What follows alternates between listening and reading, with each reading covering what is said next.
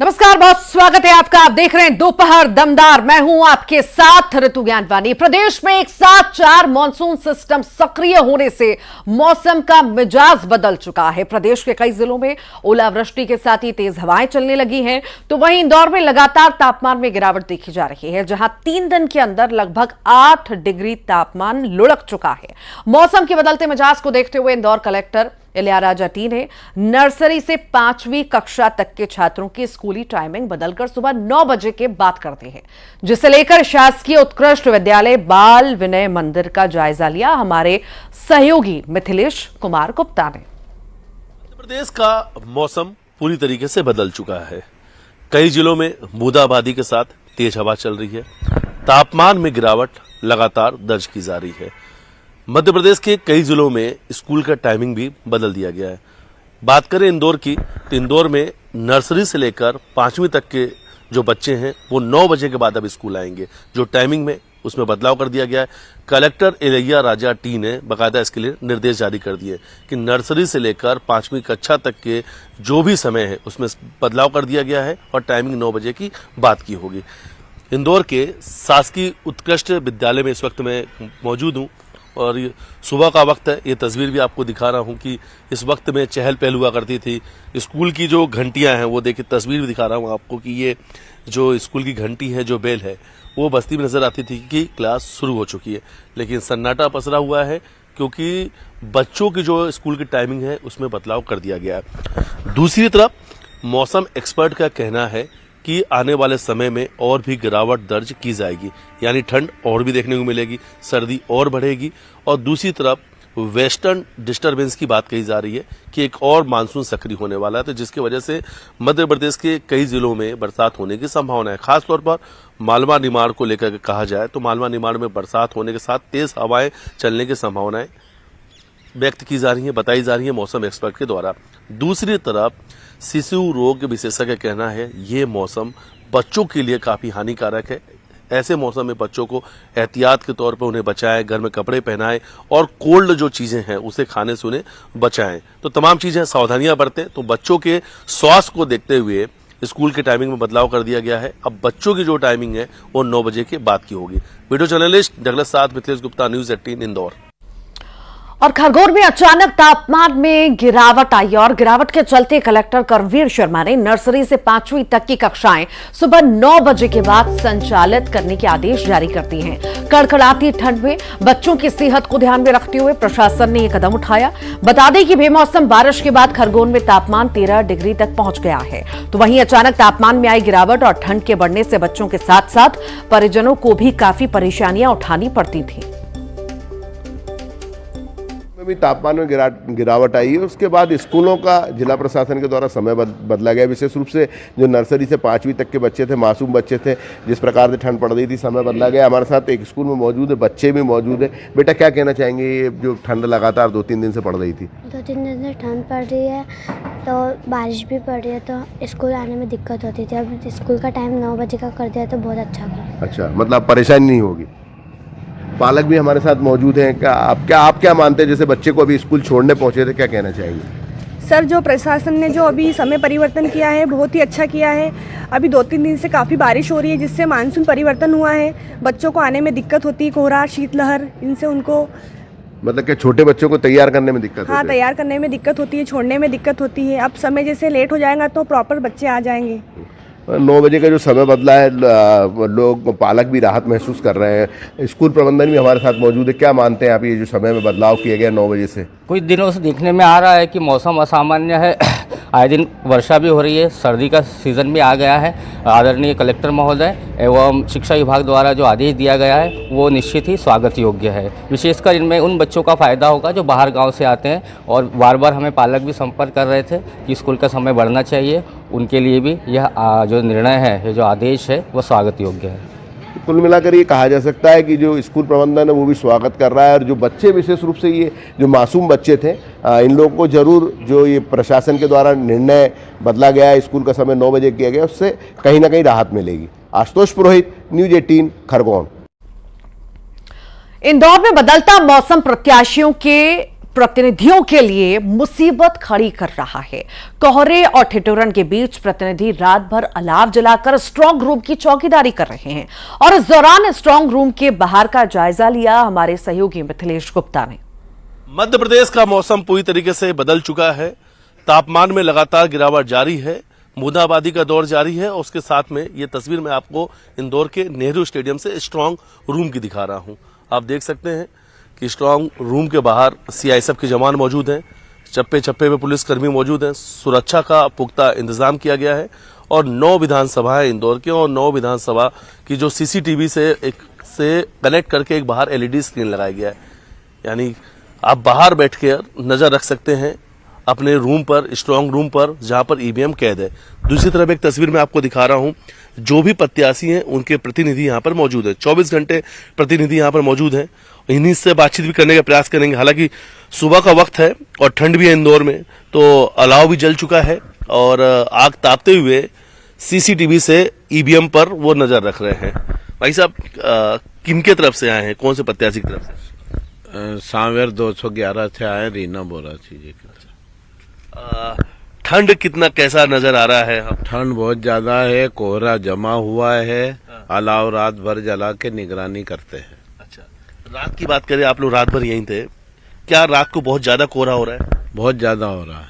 तो क्या उस वक्त यहाँ से स्क्रीन दिखता है? स्क्रीन दिखता है लेकिन थोड़ा भद्दा दिखता है, लेकिन धुंधलापन आ जाता कोहरे के कारण। लेकिन फिर भी निगरानी हम लगातार 8-8 घंटे की करते हैं। तो क्या कोई डर है कि आप लोग यहाँ पे बैठे हुए हैं? हाँ जी, बोलिए। डर है जब तो बैठे। क्या लगता है, क्या डर है? कोई छेड़छाड़ नहीं हो जाए। हाँ, हाँ, इस कारण बैठे। आप कहाँ से आए? करनाड़िया से। सावेर से। तो रात को लेकिन तकलीफों का सामना करना पड़ रहा है मौसम की वजह से। बहुत खतरनाक, बहुत खतरनाक। रात को क्या तेज हवा भी चल रही है? बहुत तेज हवा है। रात भर हमको बैठ के कुछ भी यहाँ पर दिखाई नहीं देता है, सिर्फ सामने हम स्क्रीन पे ही निगाह देते हैं। बाकी हमें कुछ और कहीं निगाह नहीं, हमारी सिर्फ स्ट्रांग रूम के अलावा हम कहीं और नजर नहीं कर रहे हैं। और कहीं निगाह नहीं है, निगाह सिर्फ एक जहां पर है। और सिर्फ इनकी नहीं, मध्य प्रदेश की पूरी जनता, जितने भी सत्ताधारी पार्टी हैं, सभी की निगाहें हैं 3 तारीख पर। 3 तारीख के दिन काउंटिंग होना है, बेसब्री से लोगों को इंतजार है। लेकिन 3 तारीख के पहले जो प्रत्याशी का जो भाग्य है, भाग का फैसला ईवीएम में कैद हो चुका है। और ईवीएम कितने सख्त ये कह सकते हैं सुरक्षा व्यवस्थाओं के बीच मौजूद है, वो तस्वीर हम आपको नेहरू स्टेडियम से दिखा रहे हैं। वीडियो जर्नलिस्ट डगलस के साथ मिथिलेश गुप्ता, न्यूज 18 इंदौर। नवंबर के खत्म होते ही प्रदेश में मौसम ने एक बार फिर से करवट ले ली है। बिलासपुर से लेकर अंबिकापुर तक तापमान में गिरावट आने से ठंड बढ़ गई। अंबिकापुर में बारिश के बाद से सर्दी बढ़ चुकी है। यहां न्यूनतम तापमान 12 डिग्री तक गिर चुका है, जिससे खासतौर पर यात्रियों को आने जाने में परेशानियों का सामना करना पड़ रहा है। तो वहीं बिलासपुर में रात में घना कोहरा छाने से विजिबिलिटी भी कम हो गई है।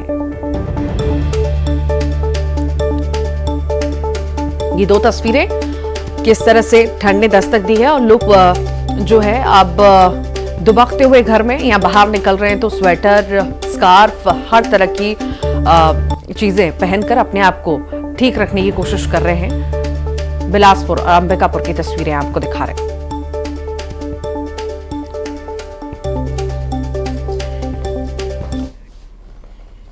भोपाल से बड़ी खबर की अब हम बात करेंगे। एमपी में नई सरकार का काउंटडाउन शुरू हो चुका है। 3 दिसंबर से सुबह 8 बजे से मतगणना होगी और सबसे पहले पोस्टल बैलेट की मतगणना होगी। 8:30 बजे ईवीएम में दर्ज मतों की गणना होगी।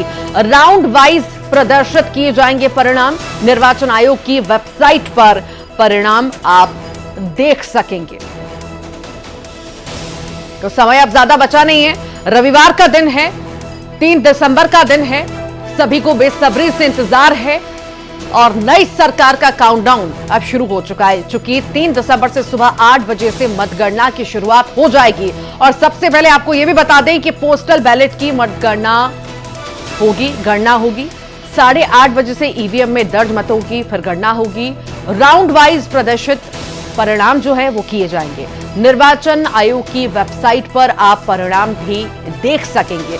पल पल का अपडेट आपको न्यूज 18 मध्य प्रदेश, छत्तीसगढ़ भी देगा। लगातार सुबह से हमारे साथ बने रहिएगा, पल पल का अपडेट हम आपको देंगे, कहां पर कैसी स्थिति नजर आ रही है। तो सुबह 8 बजे से गणना शुरू हो जाएगी और बेसब्री से अब सभी को इंतजार है, चूंकि अब नई सरकार बनने जा रही है। आखिर किसके सिर सजेगा ताज, ये तो 3 दिसंबर को ही पता चलेगा। पर अब जो है तैयारियां पूरी हैं, इंतजार है बस 3 दिसंबर का, रविवार का, कि आखिर कब वो दिन आएगा और पता चलेगा कि आखिर किसके सिर ताज आने वाला है। तो 8 बजे सुबह शुरुआत हो जाएगी गणना की और चुनाव आयोग की वेबसाइट पर आप परिणाम देख सकेंगे। पल पल का अपडेट, परिणाम, हम सब कुछ आपको न्यूज़ 18 मध्य प्रदेश छत्तीसगढ़ पर दिखाते रहेंगे।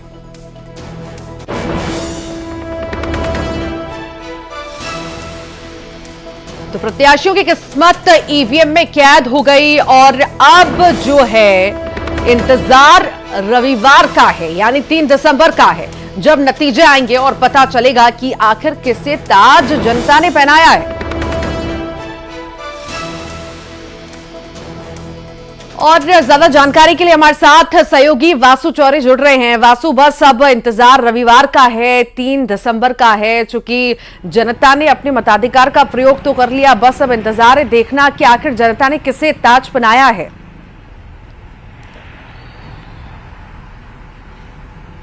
निश्चित तौर पर देखिए, मध्य प्रदेश में नई सरकार का काउंटडाउन शुरू हो गया है। 3 दिसंबर को नतीजे आएंगे और बेसब्री से न सिर्फ नेता प्रत्याशी, पॉलिटिकल पार्टीज, बल्कि मध्य प्रदेश की आम जनता, मध्य प्रदेश का वोटर भी इंतजार कर रहा है 3 तारीख का। और जब सुबह से ही मतपेटियां जो है खुलना शुरू होंगी और रुझान आने का एक जो दौर शुरू होगा, ऊपर नीचे जिस तरीके से वोटिंग का ट्रेंड होता है, तो कहीं ना कहीं लोगों की सांसें भी ऊपर नीचे हो जाती हैं और काफी रोचक ये पूरा मुकाबला जो है वो मध्य प्रदेश के रण में देखने को मिलेगा भाजपा और कांग्रेस के बीच। और इसको लेकर इलेक्शन कमीशन ने भी अपनी जो तैयारियां हैं वो पूरी कर ली हैं, पुख्ता कर लिए हैं। अपने तमाम अधिकारियों को, कर्मचारियों को काउंटडाउन के लिए दिशा निर्देश दिए जा चुके हैं, ट्रेनिंग दी जा चुकी है। पुलिस से लेकर सेंट्रल की फोर्सेस तक की चाक-चौबंद व्यवस्था 3 तारीख के लिए रहेगी। और इस सब के बीच मध्य प्रदेश में लगातार सियासत भी गरमा रही है, क्योंकि बालाघाट का जिस तरीके से मामला निकलकर सामने आया, उसके बाद कांग्रेस लगातार भाजपा पर निशाना साध रही है। भाजपा पर पुलिस, पैसा, प्रशासन का उपयोग करने का आरोप लगा रही है। मतगणना को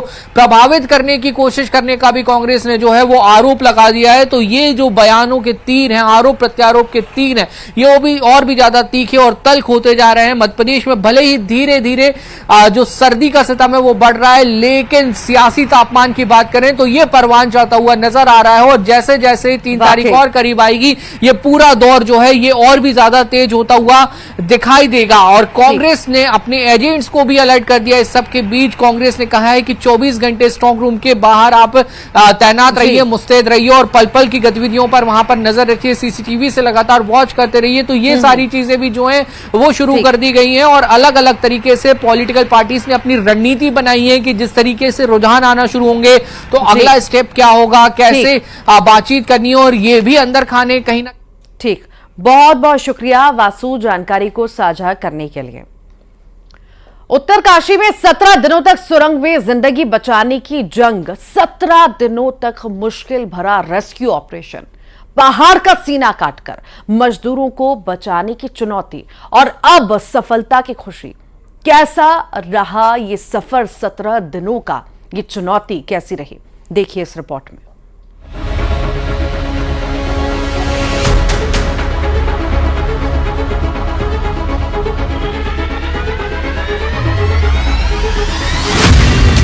चुनौतियों के पहाड़ को हौसले की दहाड़ से तोड़ डाला, चीर दी चट्टान और बचा ली 41 जान। विज्ञान और आस्था ने मिलकर कर दिया आसान रास्ता। मुश्किल खत्म हो गई, हर नाउम्मीदी को उम्मीद में बदल डाला। 12 नवंबर की वो काली रात थी। 28 नवंबर की ये रात श्रमिकों की दिवाली थी। मिठाइयां बांटी जाने लगी, पटाखे फोड़े जाने लगे, धामी धामी के नारों से पूरा इलाका गूंज उठा। हर किसी की जुबान पर उन हीरोज के नाम छा गए जिन्होंने नामुमकिन को मुमकिन कर दिखाया।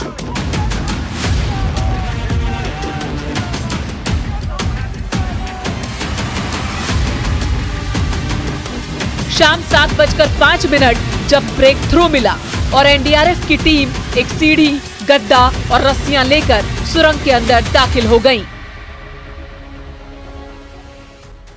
जब 7:50 पर पहला मजदूर बाहर आया, मजदूरों से मिलने के लिए खुद मुख्यमंत्री धामी मौजूद थे। उन्होंने रेस्क्यू कर लाए गए मजदूरों को गले लगाया और हालचाल जाना।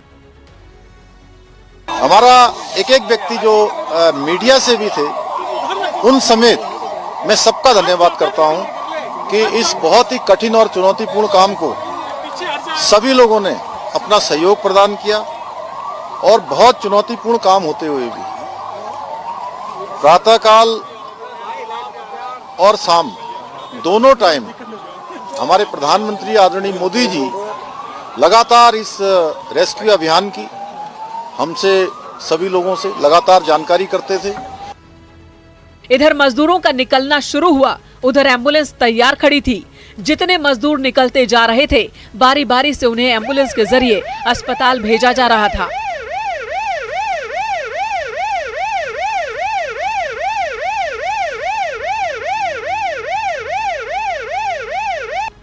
जैसे ही आखिरी मजदूर को बाहर निकाला गया, ऐलान हो गया कि मिशन जिंदगी सक्सेस हुआ। मिठाई बांटी जाने लगी, बधाइयां दी जाने लगी। बधाई देने वालों में परिवार वाले ही नहीं, देश के प्रधान यानी कि प्रेसिडेंट से लेकर प्रधानमंत्री तक सभी ने ट्वीट कर ऑपरेशन सफल होने की बधाई दी। अब सभी मजदूर मौत को मात देकर लौट चुके हैं। हालांकि उन्हें अभी अगले 48 से 72 घंटे तक अस्पताल में ही रहना होगा और फिर सभी मजदूरों को सकुशल उनके घर भेज दिया जाएगा। Bureau report, news 18।